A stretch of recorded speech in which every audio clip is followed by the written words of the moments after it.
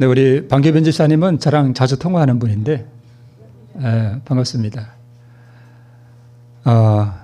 우리 귀한 특장을 들려주셔서 감사를 드리고 또 우리 하나님께서 기뻐 받으셨을 줄 믿습니다. 제가 좋아하는 버전입니다. 네, 저는 찬송가 그 가사를 참 좋아합니다. 은혜로웠죠? 네, 우리 거기서 우리 영원히 우리 주님과 함께 영광 가운데 영원한 생을 누리는 우리 모두가 되기를 축원드립니다. 오늘 말씀의 제목은 느부갓네살의 회심에 대해서 우리 함께 말씀을 좀 나누도록 하겠습니다. 오늘 본문이 다니엘 4장인데요. 다니엘은 총 12장까지 있습니다. 1장에서 6장까지는 역사적 사실을 기술했고요. 그 다음에 7장부터 12장까지는 예언 부분입니다. 그 중에서 오늘 4장이 본문이니까 어떤 부분을 다루는 거예요? 역사적인 사실 부분을 다루는 거죠. 그래서 오늘 다니엘서 본문이지만 우리 예언을 다루지는 않습니다.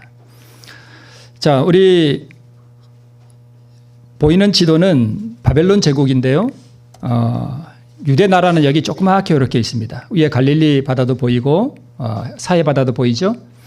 바벨론 제국이 이렇게 컸는데 오늘 본문에 나오는 이 느부갓네살 왕은 바로 이 바벨론 제국의 왕이었습니다. 다니엘 7장에 의하면 우리 이 바벨론은 사자로 표현되어 있죠. 그 다음 나라가 페르시아 제국이고 보이듯이 여기 유대 나라가 조그맣게 보이고요. 페르시아는 다니엘 7장에 의하면 새 갈빗대를 문 곰으로 표현되어 있습니다. 그 다음 나라가 그리스 제국이죠. 유대 나라가 이게 조그맣게 보이고 성경에는 헬라로 표현되어 있고 그 다음에 날개에 내달린 표범으로 이렇게 상징되어 있습니다. 그 다음에 이어지는 나라는 로마 제국이죠. 유대 나라가 이게 조그맣게 하나 보이고요. 이렇게 거대한 로마 제국은 무섭고 놀라운 짐승으로 표현되어 있습니다. 자, 오늘 다니엘 4장에 나오는 이 주인공은 느부갓네살 왕인데요. 이 느부갓네살 왕은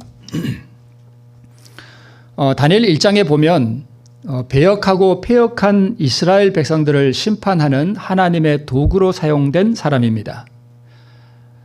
그래서 다니엘 1장에 보면 이 느부갓네살 왕이 예루살렘을 멸망시키죠. 완전히 멸망시킨 것은 아니지만 BC 605년에 이스라엘 백성들을 포로로 잡아가고 예루살렘 성전에 있는 성전의 기명들을 다 빼앗아다가 자기 신의 보고에 두었다 이렇게 기록하고 있습니다. 다니엘 1장에 느부갓네살 왕이 예루살렘을 침략할 때는 당시는 왕은 아니었습니다. 자, 그 다음에 다니엘 2장에 보면 이 느부갓네살 왕이 꿈을 꾸죠. 꿈을 꾸고 바벨론으로부터 시작해서 세상에 뜨인 돌이 날아와서 세상을 멸망시키는 그 내용을 하나님께서 이 느부갓네살 왕에게 꿈으로 보여주셨습니다. 여기 보이는 것처럼 한 우상을 보게 되죠. 다니엘 7장에 의하면 이렇게 서로 네 마리의 짐승으로 이렇게 표현되어 있고요. 그리고 마지막에는 뜨인 돌이 날아와서 온 세상을 멸망시키고 하나님의 나라가 이 땅에 영원히 세워지는 것을 느부갓네살이 꿈으로 이렇게 보게 됩니다. 그 다음에 이어서 제3장에는 그럼에도 불구하고 이 느부갓네살 왕이 두랍 평지에다가 우상을 세우고 그 우상에게 절하게 하는 그러한 사건이 벌어지는 것을 우리가 역사적 사실 부분에서 볼 수 있습니다. 이어서 다니엘 4장에 오늘 본문에 나오는 다니엘 4장에 의하면 이 느부갓네살 왕은 자신의 운명에 관한 한 꿈을 꾸게 됩니다.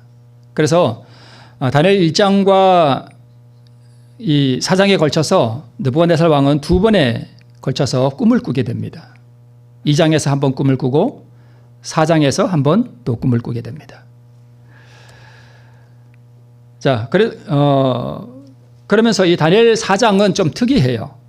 어떻게 특이하는가 하면 제3자의 눈으로 이렇게 성경을 기록한 것이 아니라 특별히 이 다니엘 4장은 본인이 자기의 자서전을 쓰는 것처럼 자기 이야기로 기록되어 있어요. 그게 좀 아주 특이해요.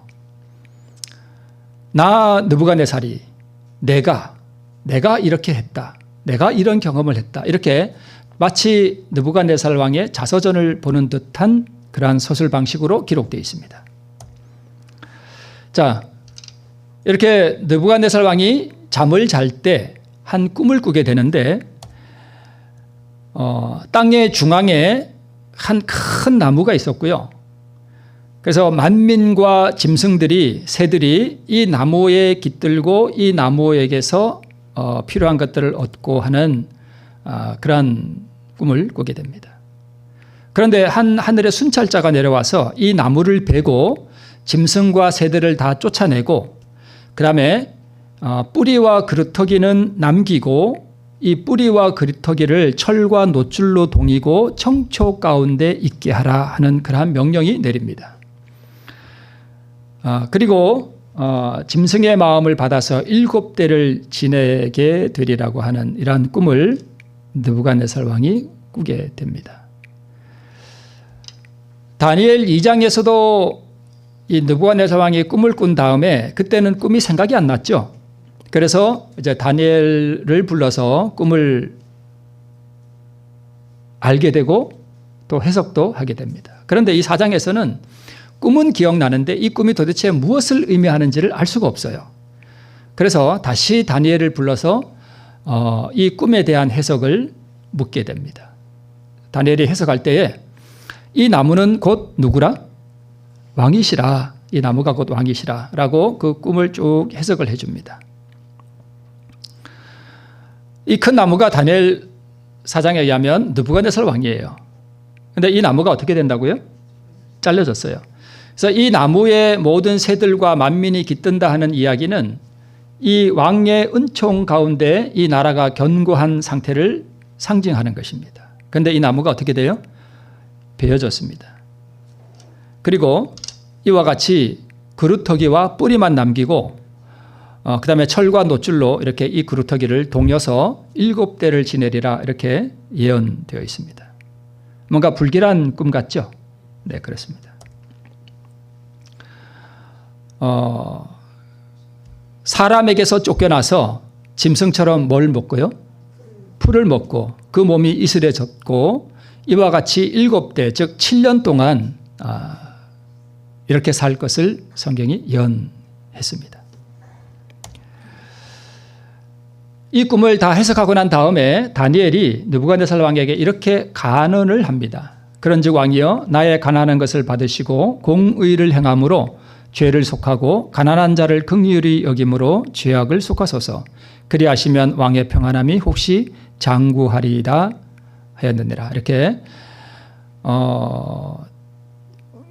왕이 쫓겨나지 아니하고 왕이 평안할 수 있는 그러한 방법을 다니엘이 제시해 주었습니다.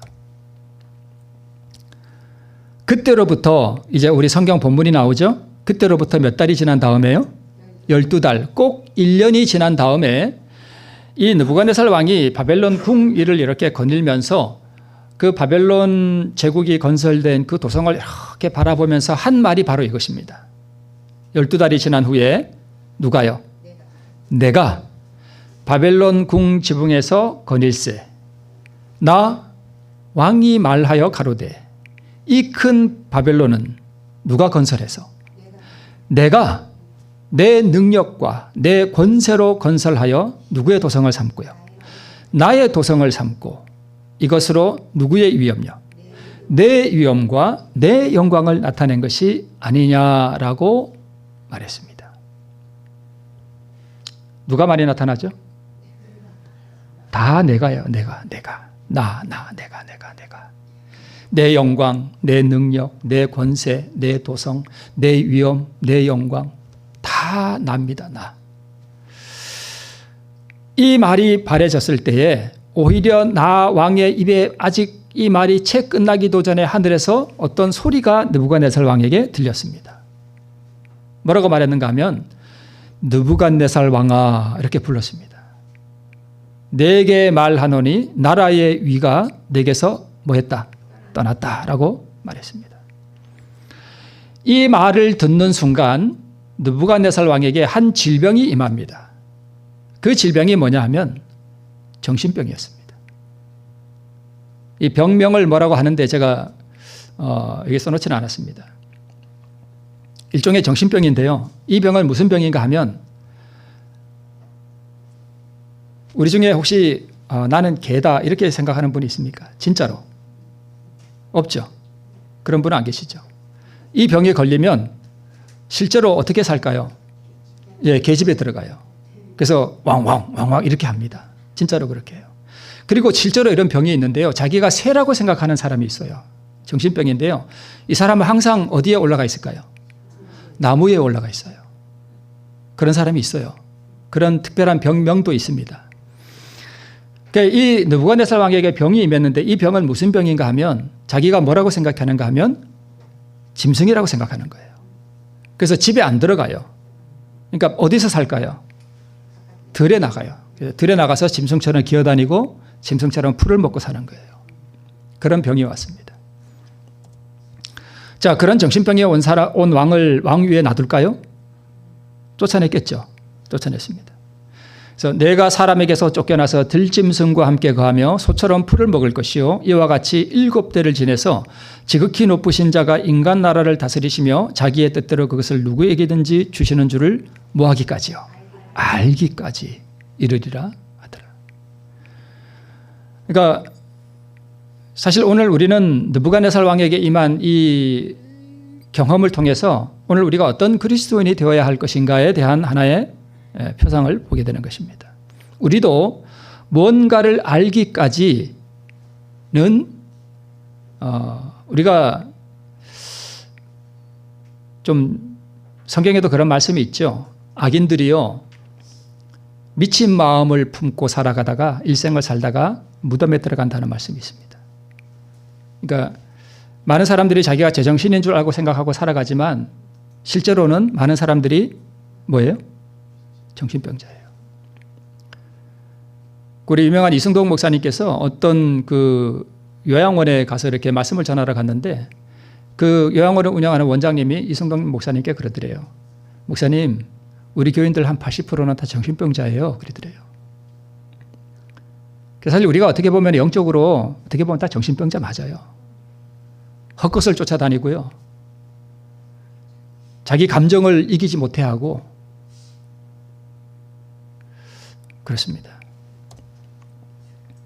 그 동시에 이 일이 나 느부갓네살에게 응함으로 내가 사람에게 쫓겨나서 소처럼 풀을 먹으며 몸이 하늘 이슬에 젖고 머리털이 독수리털 같았고 손톱은 새 발톱과 같았었느니라. 완전히 사람 형상이 아닙니다. 사실 오늘 이 느부갓네살에게 임한 이 모습, 소처럼 풀을 먹고요.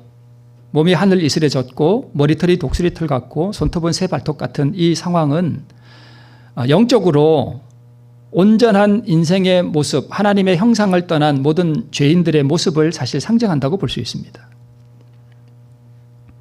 이런 모습, 짐승과 함께 실제로 자기가 짐승이라고 생각하며 살아가는 것입니다. 저 사람 지금 앞에 왕관이 떨어져 있죠? 네, 상징적인 그림입니다. 그 기한이 찼습니다. 7년 기한이 찬 다음에 나 느부갓네살이 하늘을 우러러 보았더니 내 총명이 다시 내게로 돌아온지라. 이에 내가 지극히 높으신 자에게 감사하며 영생하시는 자를 찬양하고 존경하였노니 그 권세는 영원한 권세요 그 나라는 대대로 이르리로다. 그러니까 우리가 신앙생활을 하면서 우리가 진정으로 하나님 앞에 감사하는 것이 무엇인지를 모르고 그다음에 진정으로 하나님을 찬양하고 하나님을 존경한다는 것이 무엇인지를 모르는 사람은 아직 무엇이 안 돌아온 거예요? 총명이 안 돌아온 거예요.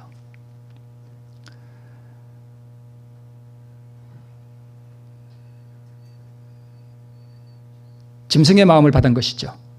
네. 그러므로 지금 나 느부갓네살이 하늘의 왕을 찬양하며 이게 자서전처럼 써져 있죠.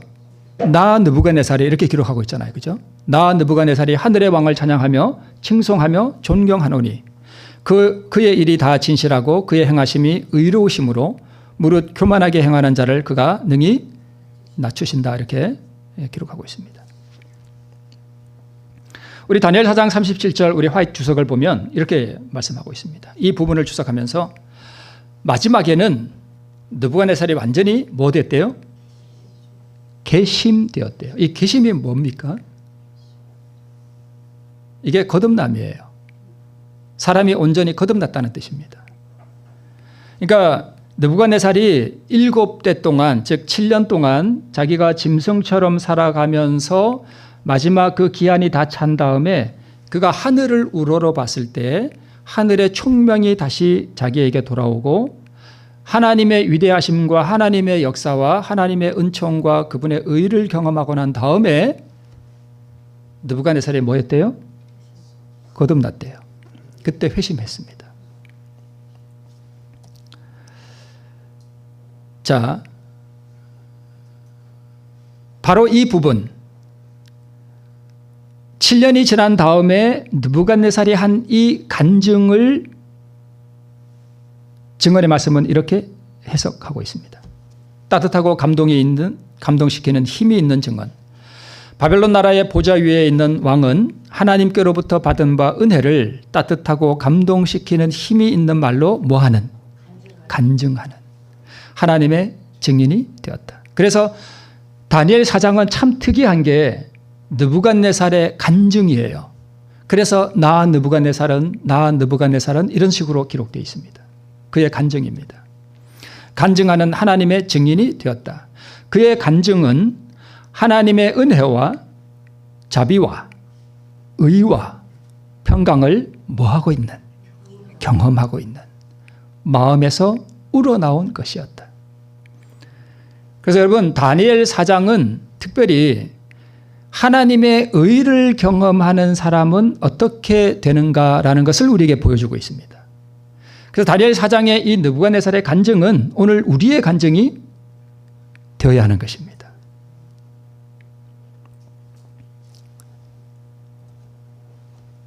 그래서 다니엘 4장은 느부갓네살 왕의 회심 간증문입니다. 자기가 어떤 과정을 통해서 하나님 앞에 회심하게 되었는가 하는 것을 보여주는 느부갓네살의 간증입니다. 네. 그러면 느부갓네살 왕이 언제 회심을 했는가 하는 부분을 우리가 한번 좀 살펴보도록 하겠습니다. 먼저 다니엘 1장에서 이 느부갓네살은 하나님의 도구가 되어서 예루살렘을 멸망시키는 도구로 사용됐습니다. 이때 다니엘이 끌려가죠. 그리고 뭐 포도주를 안 먹고 하는 그 사건 우리 잘 아시죠? 네. 그런 다음에 왕이 그들에게 이 모든 일을 묻는 중에 즉 다니엘과 그의 세 친구들을 교육시키고 난 다음에 왕이 그들을 불러서 대화를 나눴습니다. 그때 이 왕이 느끼기를 다른 모든 술객과 박사들보다 이 다니엘과 그의 세 친구들의 지혜와 총명이 몇 배는 더 낫다. 10배나 더 낫다 하는 것을 알았다 이렇게 되어 있습니다. 느부갓네살이 뭐 했대요? 알았어요. 이 아니라 하는 이 말씀 속에 어떤 것이 숨어 있는가 하면 느부갓네살이 이 다니엘과 세 친구들의 지혜와 총명을 물어볼 때에 이 지혜와 총명의 근원이 어디서 온 걸 알았을까요? 네, 알았어요. 누구로부터 왔다는 걸 알았을까요? 하나님께로부터 왔다는 것을 알았습니다. 그러면 다니엘과 그의 친구들을 통해 느부갓네살은 하나님에 관한 지식을 갖게 되었습니다. 이 지식과 지혜와 명철함의 근원을 왕이 몰랐을 리가 없습니다. 그러나 이 지식이 느부갓네살 왕을 변화시키지는 못했습니다.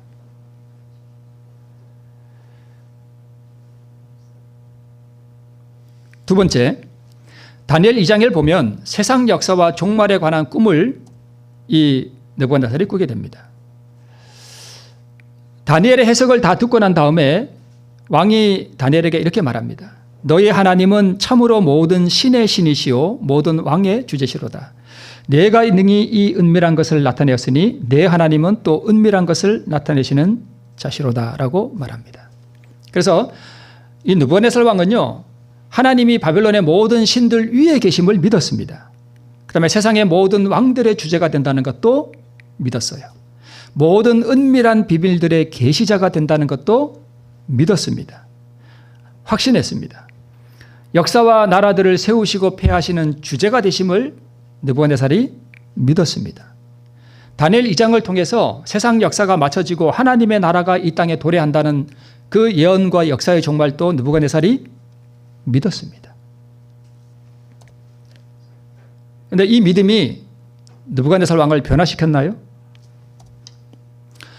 다니엘은 느부갓네살 왕은 두 가지를 알게 됩니다. 첫 번째는 하나님에 관한 지식을 알게 됩니다. 하나님이 어떤 분인지, 그분이 얼마나 어미하신 분인지, 그분이 얼마나 무한한 능력을 가지고 계신 분이신지를 알게 됩니다. 두 번째는 역사와 예언과 종말에 관한 지식을 얻게 됩니다.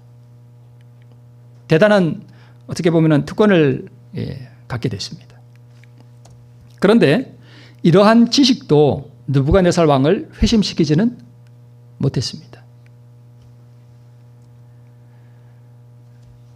제가 늘 말씀드리죠.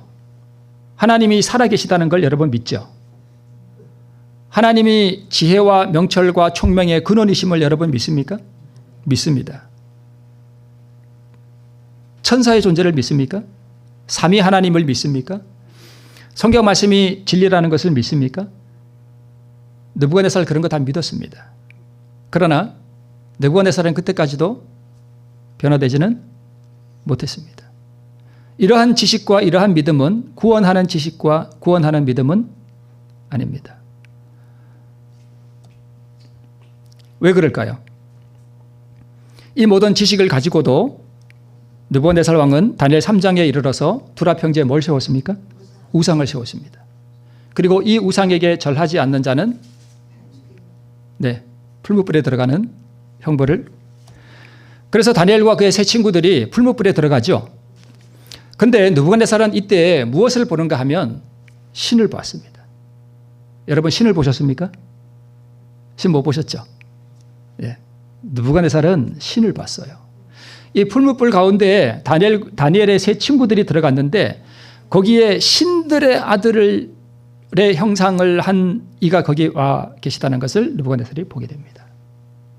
신들의 형상을 봤습니다. 세 친구와는 전혀 다른 모습이었어요.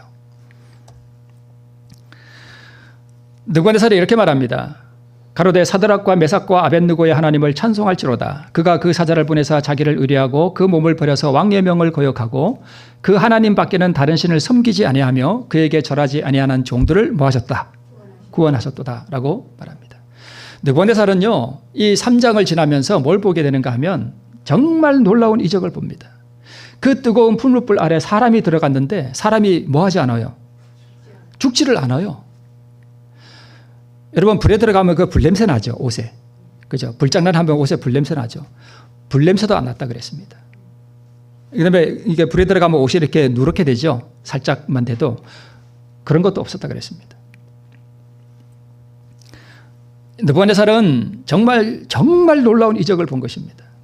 사람이 그 뜨거운 용광로 속에 들어갔는데도 타죽지 않고 구원함을 받는 놀라운 이적을 보았고 또 실제로 하나님이 그 안에 함께 거하시는 하나님을 봤습니다. 그 놀라운 이적을 본 다음에 느부갓네살은 조서를 내립니다. 이제부터 사드락과 메삭과 아벳느고의 하나님께 함부로 하는 사람은 뭐 하겠다? 다 죽여버리겠다. 사실 이렇게 하면 안 되는 거였지만, 그리고 이같이 사람을 구원할 다른 신이 없다는 것을 이 느부갓네살이 확신하고 믿게 됩니다. 사람을 불 가운데서 구원하는 신의 권능을 목격해요. 그러면서 이 느부갓네살이 이렇게 말합니다. 드디어 이제 4장에 넘어와서 조서를 내리는데 어떤 조서를 내렸는가 하면 지극히 높으신 하나님이 내게 행하신 이적과 기사를 내가 알게 하기를 뭐한대요? 즐겨한대요. 여러분, 우리가 어떤 놀라운 이적을 경험하게 되면 우리가 변화될까요? 변화될까요? 내가 오늘 여기 나가다가 진짜 천사를 봤어. 진짜 천사를 봤어. 그럼 내가 변화될까요?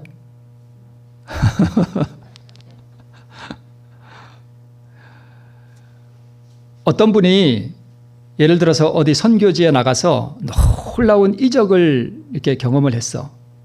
그럼 그 이적 자체가 그 사람을 변화시킬까요? 그거 아닙니다. 물론 그런 놀라운 이적을 선교지에서 경험하는 분은 저는 정말 훌륭하다고 봐요. 왜냐하면 하나님의 사람이 아니면 하나님께서 그런 이적을 주실까요? 안 주셔요. 그래서 저는 그런 분을 절대 이렇게 낮게 보는 게 아니고요. 정말 훌륭하다고 봐요. 그러나 그런 이적 자체가 우리를 변화시키지는 않습니다.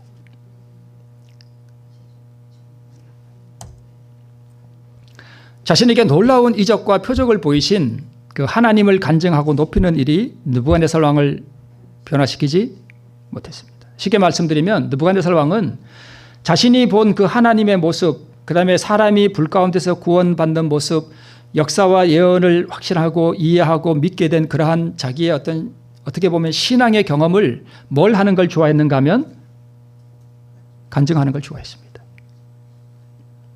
여러분, 우리가 조심하셔야 돼요. 어떠한 놀라운 이적과 기사를 자기가 경험했다 할지라도 그 기사와 이적이 나를 변화시키는 것은 아닙니다. 그거 절대 아니에요. 그것은 우리가 느부갓네살 왕의 이 경험을 통해서 보면 우리가 알 수 있습니다. 이제 다니엘 5장을 넘어가면 다니엘 5장은 무슨 내용이 기록되어 있는가 하면 느부갓네살의 손자인 벨사살 왕이 기명을 가지고 뭐 하죠? 술 먹죠. 그래서 이 손가락에 나타나서 벽에다가 뭐 하죠? 메네메네 데겔 우바르신 그거 쓰죠. 그래서 또 다니엘이 불려가죠. 그때 다니엘이 한 말이 이거예요.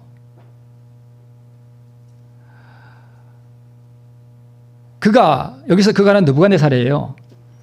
그러니까 하나님이 그렇게 했는데도 그가 마음이 높아지며 뜻이 강팍하여 교만을 행함으로 그 왕위가 폐한바되며 그 영광을 빼앗기고 인생 중에서 쫓겨나서 그 마음이 들짐승의 마음과 같았고, 이게 정신병이에요. 들나귀와 함께 가하며 또 소처럼 풀을 먹으며 그 몸이 하늘의 이슬에 젖었다. 벨사살이요, 왕은 그의 아들이 되어, 정확하게는 손자입니다. 아들이 되어서 이것을 알고도 오히려 마음을 하지 않았대요. 낮추지 않았다는 거예요. 자, 여러분, 우리가 가지고 있는 어떤 지식, 이것을 벨사살도 가지고 있었습니다. 그러나 그러한 지식들이 벨사살을 또한 변화시키지는 못했습니다. 그래서 조금 정리를 해보면 예언의 성취를 깨닫는 지식과 믿음과 확신도 왕을 변화시키지는 못했습니다. 물론 예언의 성취를, 예언을 깨닫는 게 중요하죠. 상당히 중요합니다. 우리의 이 하늘 가는 노정의 그 이정표와 같기 때문에 이것을 깨닫는 게 상당히 중요해요. 그러나 예언을 아는 그러한 지식과 믿음과 확신도 느부갓네살 왕을 변화시키지는 못했습니다. 그 다음에 불 가운데서 구원하는 이적과 신을 목도하는 일도 왕을 변화시키지는 못했습니다. 그 다음에 자신의 운명에 관한 예언이 틀림이 없으리라는 확신도 왕을 변화시키지는 못했습니다.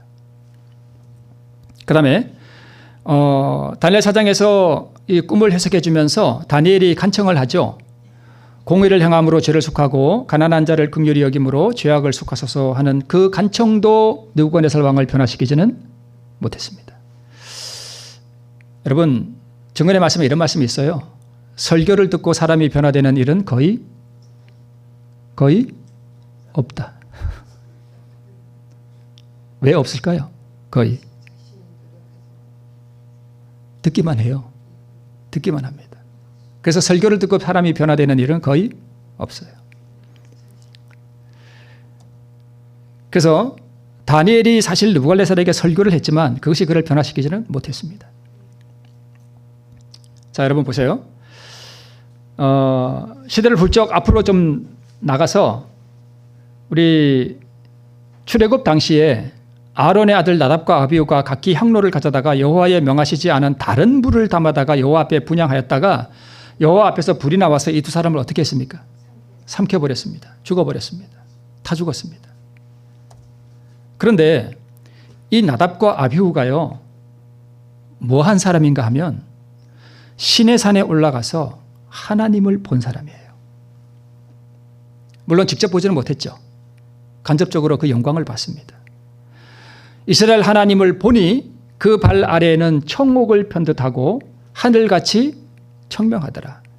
이 나답과 아비후와 이스라엘 장로 70인은요, 그 신의 산에 올라가서 정말 놀라운 걸 봤습니다.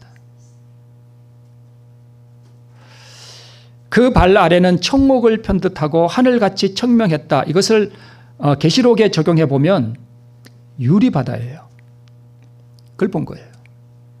얼마나 이게 놀라운 경험이에요. 그리고 하나님을 보고 그 면전에서 먹고 마셨대요. 그런데 하나님을 본 이 나답과 아비후가 그 영광을 목도했지만 그 후에 방종해서 독주를 먹고 하나님이 명하지 않은 다른 불로 방종하고 함부로 분향하다가 하나님께로부터 나온 불에 의해서 뭐 했어요? 죽었습니다. 성전의 분향단에 분향을 하는 그 불은 반드시 어디서 취한 불을 가지고 사용하는가 하면 번제단에서 취한 불을 가지고 그 불을 붙여야 됩니다. 그런데 이 나답과 아비후가 술을 마시고 여기에 번제단의 불이 아닌 다른 불을 갖다가 분향을 했습니다. 그러자 하나님 여호와께로부터 불이 나와서 그렇게 됐습니다. 느부갓네살도 풀무불 가운데 다니엘의 세 친구를 구하기 위해 오신 성육신전의 그리스도를 보고 또한 인간을 불 가운데서 구원하는 하나님의 역사를 보았으나 그 경험이 그를 완전한 회개와 거듭남으로 이끌지는 못했습니다. 언제 느부갓네살이 영광이 따랐는가 하면 이와 같이 내가 하는 이러한 말을 할 때 그의 영광이 떠났고, 그러면 언제 그리고 어떤 경험과 상황이 느부갓네살 왕으로 하여금 의를 경험할 수 있게 했는가 하는 부분을 우리가 좀 보면, 느부갓네살의 모든 인간의 영광을 하나님께서 다 뭐 하시고요? 제거하시고 왕 위에서 내려오게 하시고 지식과 지혜와 인간의 이성도 다 제거하시고 사람에게서 쫓겨나서 짐승과 함께 거하게 하시고 느부갓네살이 하나님을 떠나서는 자신이 아무것도 아니라는 사실을 깨닫게 하셨습니다. 이것을 깨달았을 때에 그 후에야 그는 하나님의 은혜와 자비와 의를 경험하게 됩니다.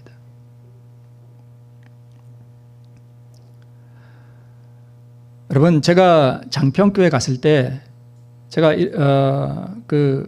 사실 이런 얘기를 제가 했지만 자꾸 꺼내면 안 되는데 여러분 도움을 위해서 다시 한번 좀 꺼내 볼게요. 제가 꼭 작년 이맘때였어요. 그때가 아마 3월 달쯤이었던 것 같아요. 제가 영월 갔다가 뭐 하나님 영광을 봤다는 그 제가 말씀드렸잖아요. 그 제가 오늘 또 이 얘기를 해야 되나 말아야 되나 좀 고민을 하다가 어차피 제가 드릴 말씀이 있어서 꺼냅니다. 제가 그때 당시에는 그것을 경험하고 한 몇 달 동안은 제가 저 혼자만 그냥 알고 있었어요. 아무한테도 얘기 안 했습니다.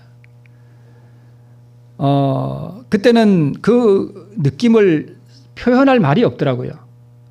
어떤 말로 이걸 표현해야 될까 하는 표현이 없었는데 그 후에 가만히 제가 그걸 묵상해 보니까 딱 그거예요.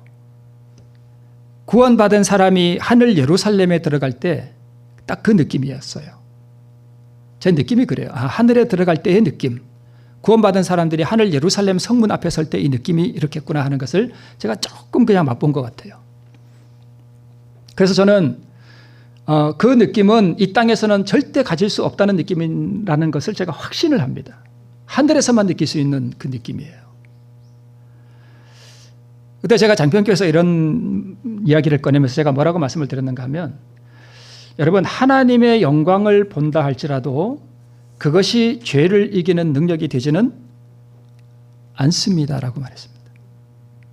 하나님의 영광을 봐도요, 하나님을 직접 본다 할지라도 그것이 그를 변화시키거나 그를 회개로 이끌거나 또는 물론 그렇게 전혀 안 된다는 것은 아니지만 그것이 그로 하여금 거듭나게 하는 그러한 능력이 되지는 못한다라고 제가 말씀을 드렸습니다. 그런데 제가 오늘 이야기를 왜 또 꺼내는가 하면, 제가 장평교회를 다녀온 다음에 그러면 제가 생각해 봤습니다. 그러면 왜 하나님께서 그걸 저에게 보여주셨을까를 제가 생각해 봤습니다.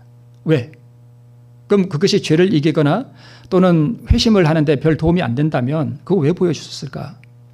제가 가만히 생각해 보고 나서 제가 답을 하나 얻었습니다. 그 답을 말씀드리기 위해서 제가 오늘 이 얘기를 다시 꺼내는 것입니다. 그게 뭐냐 하면, 제가 그때 그 영월 그 전병 파는 그 시장 그 주차장에 제가 차를 세워놓고 집사람은 잠깐 나가고 제가 차 안에서 한 게 그것이었습니다. 제가 하나님께 기도하면서 제가 묵상한 게 그거예요. 바로 여기 맨 밑에 두 번째입니다. 나는 아무것도 아닙니다. 바로 저거였습니다. 나는 아무것도 아닙니다. 하나님, 제가 실제 그랬습니다. 하나님, 저는 아무것도 아닙니다. 주님, 나는 아무것도 아닙니다. 하나님 앞에 나는 아무것도 아닙니다. 하나님, 나를 받아주십시오. 내 모든 자아를 주님께 드립니다. 그 기도하면서 하나님, 저는 아무것도 아닙니다. 를 이렇게 묵상하다가 문득 눈을 들었을 때 그게 지나갔습니다. 그래서 저는 그걸 왜 저에게 보여주셨는지를 저는 지난 일주일 동안 제가 그 답을 얻었습니다. 그 답은 이렇습니다. 얘야, 그게 복음이야. 내가 계속 이렇게 산다면 너는 하늘의 영광을 갖게 될 거야. 그걸 저에게 가르쳐 주기 위함이었다는 것을 저는 장평교회를 다녀와서 알았습니다. 바로 그거야. 너 자신이 아무것도 아니라는 사실을, 너가 아무것도 할 수 없다는 사실을 처절하게 깨닫고 오직 나를 의지하고 나의 의가 모든 것임을 네가 알 때에, 계속 그렇게 살아갈 때에 너는 하늘의 영광을 직접 목도하게 될 것이다 라는 것을 저에게 가르쳐 주기 위했다는 것을 이제서야 알았습니다.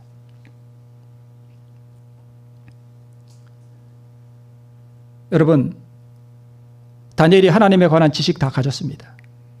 하나님이 어떤 분이라는 거 다 알았습니다. 사람이 불 가운데서 구원하는 거 다 봤습니다. 하나님의 아들이 신의 형상으로 내려와서 그들을 구원하는 모습도 다 봤습니다. 그는 자기에게 일어난 그 놀라운 이적을 간증하고 다니는 거 즐겨했습니다. 그러나 그 모든 것이 그를 변화시키지는 못했습니다.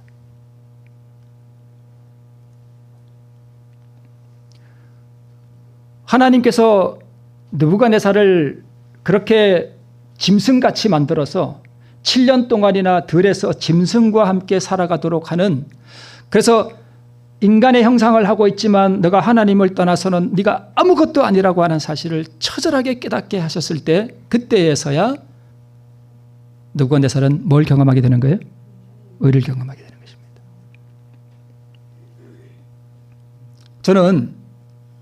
저는 어떤 누구도요, 진짜 나는 아무것도 아닙니다, 정말 나는 아무것도 아닙니다를 처절하게 하나님 앞에 고백할 수 있다면, 여러분은 제가 본 그 조그마한 그 털끝만큼 같은 그런 영광보다 수십 배, 수백 배 더 큰 그 황홀한 거룩한 황홀감을 여러분도 볼 수 있다고 저는, 당연히 그렇지요.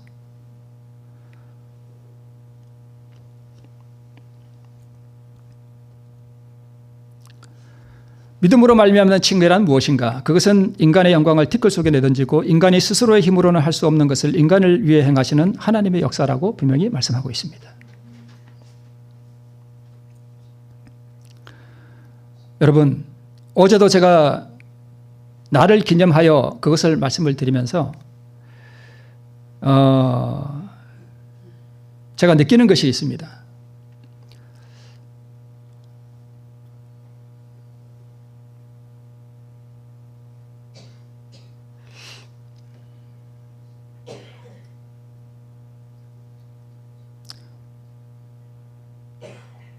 제가 제 귀에 들리는 말 중에 꽤 많은 사람들이요, 믿음으로 얻는 이 의의 기별을 듣고 정말 자신을 굴복시키고 실패하더라도 다시 일어나서 하나님께 자기를 온전히 내려놓는 이 훈련에 돌입한 사람들이 많다는 얘기를 제가 들었습니다. 그러면서 제가 가만히 생각해 봤습니다. 그러면 이 믿음으로 얻는 이 의의 기별을 직접 듣고 있는 주천교회는 오늘 어떤가?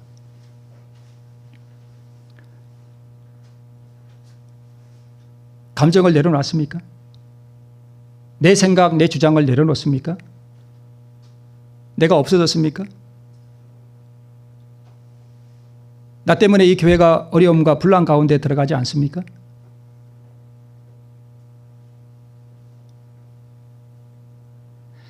내가 없어지는 만큼 내 가정에 평화가 옵니다.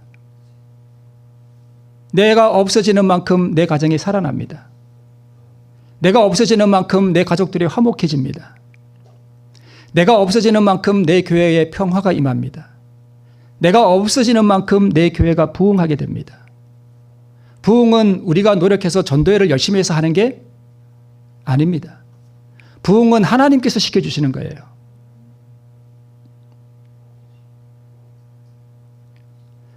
내가 없어지는 만큼 교회가 살고 내 이웃이 살고 내 가족이 살고 우리가 다 사는 것입니다.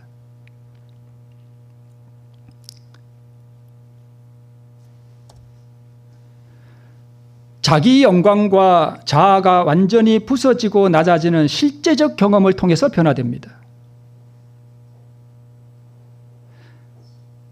제가 느끼는 것이지만 우리가 믿음으로 얻는 이 의의 기별을 많이 듣고 있지만 이것을 내 삶 속에 가져오기 위해서 얼마나 우리가 처절하게 투쟁해 보는가 하는 것을 제가 생각해 봅니다. 우리가 언제 변화되나요? 느부갓네살처럼 다니엘의 설교를 듣고 느부갓네살이 변화됐나요? 그거 들어도 꿈쩍도 안 했습니다. 우리가 언제 변화되나요? 누군가가 내 의견을 묵살하고 누군가가 나를 소외시키고 누군가가 나를 굴욕감을 안겨주고 누군가가 나를 따돌리고 누군가가 나의 자존심을 짓밟아버릴 때 그때가 내가 변화되는 바로 그 지점이에요. 거기서 우리가 그 자아를 어떻게 처리하느냐에 따라서 내가 변화되는 것이지. 그래서 여러분 제가 그 목사님 성함이 갑자기 생각이 안 나지만 천종길 목사님이었나요? 그 굴욕을 사모한다는 그 목사님 여러분 기억하시나요? 제가 그 글자를 그대로 따가지고 제가 보여드렸잖아요. 그 목사님이 왜 굴욕을 사모하는가요?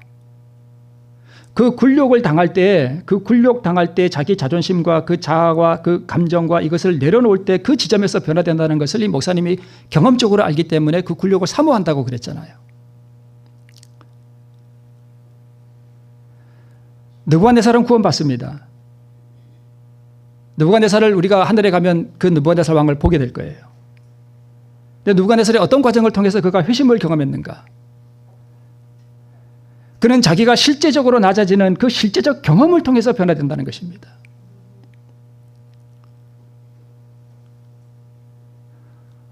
오늘 나의 어떤 경험 때문에 내 감정이 상해 있습니까? 그렇다면 나는 오늘 변화될 수 있는 절호의 기회 가운데 있는 것입니다. 그 감정을 내가 어떻게 처리하냐에 따라서 내 가정과 내 교회의 평화가 오기도 하고 이 교회의 평화가 무너지기도 하는 것입니다.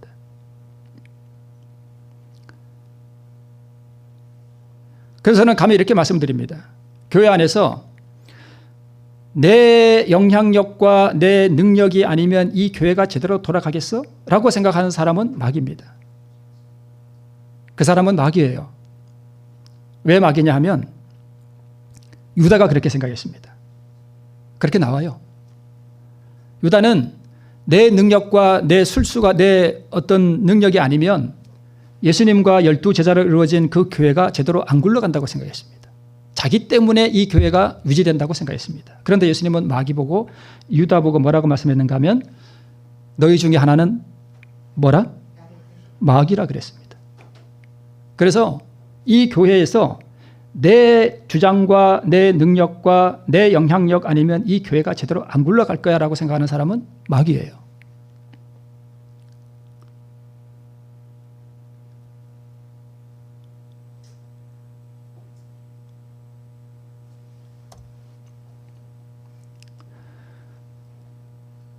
선지자는 나아만에게 7번 씻으라 그랬습니다. 완전한 굴복을 의미하는 거예요. 느부갓네살은 7회를 짐승으로 살아갔습니다. 완전한 낮아짐이에요. 여리고성을 돌 때는 매일 한 바퀴씩 마지막 날에는 몇 바퀴요? 7바퀴를 돌아라 그랬습니다. 즉 완전하게 매일 그렇게 살아라는 것입니다. 엘리야가 갈멜산에서 그 놀라운 이적을 행한 다음에 비가 오기 위해서 기도할 때에 몇 번째 기도할 때 구름이 일어났는가 하면 7번째 기도할 때 구름이 일어났습니다. 여기 이렇게 기록되어 있습니다. 엘리야는 그 영광을 자기가 취하지 않을 상태에 이를 때까지 스스로 마음을 낮추었대요.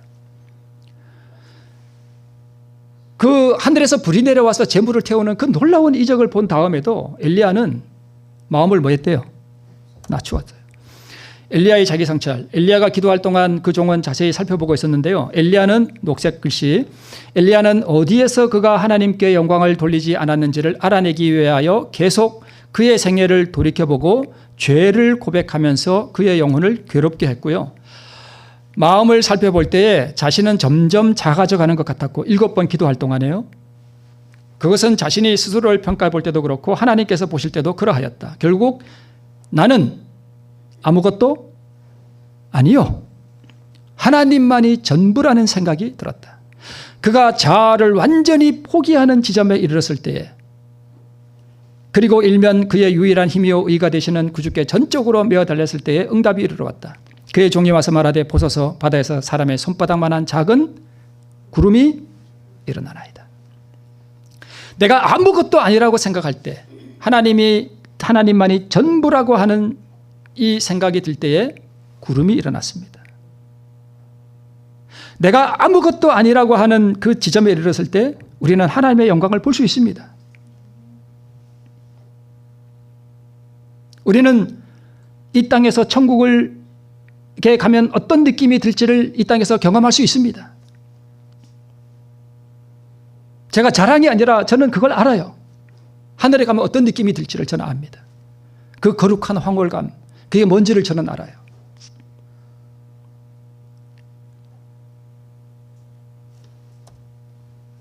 이것이 늦은 비 성령을 위한 준비의 상태예요.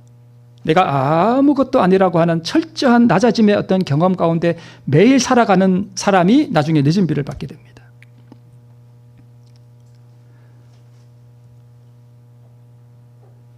교회 정언 6권 425쪽에 이런 말씀이 있습니다. 백성들이 설교를 듣고 또 듣고 하면서도 뭐하지 않는다면, 실천하지 않는다면 신앙생애의 와해 밖에는 무엇을 또 기대할 수 있으리요. 저는 지금까지 하는 모든 설교가 우리 삶에 적용할 수 있는 실제적인 것을 저는 설교를 해왔습니다. 뜬구름 잡는 이야기가 아니에요. 어떻게 하면 우리가 의를 얻을 수 있는지, 하나님의 의가 무엇인지, 우리가 그 의를 어떻게 내 것으로 삼을 수 있는지, 어떻게 하나님의 예수 그리스도의 그 순종을 내 것으로 만들 수 있는지 저는 실제적인 것을 설교해 왔습니다. 이것은 우리가 이 설교는 난해하거나 어렵거나 복잡하거나 한 것이 절대 아닙니다. 아주 쉽습니다. 아주 간단한 것이에요. 우리 삶 속에서 이것을 실천하지 않는다면 우리의 생애에 진보란 있을 수 없습니다. 이것을 실천하는 길만이 우리에게 구원을 가져다 줄 수 있음을 여러분께 말씀을 드립니다.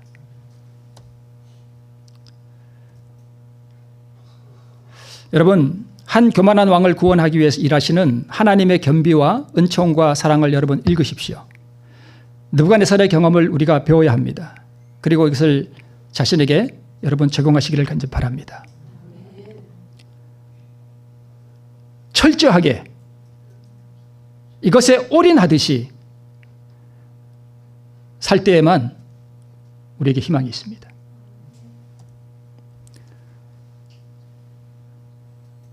우리 주님의 십자가를 바라보십시오. 그분은 우리에게 의를 주시기 위해서 신성의 자아를 포기하는 그 처절한 투쟁을 경험하셨습니다. 우리 주님은 완전히 낮아지셨습니다. 오늘 이 십자가를 바라보시면서 우리도 다시 한번 철저하게 느부갓네살처럼 낮아지시고 내가 아무것도 아니라고 하는 이 처절한 겸허의 이 교훈을 우리 함께 배우는 우리 모두가 되기를 바라면서 말씀을 마치겠습니다.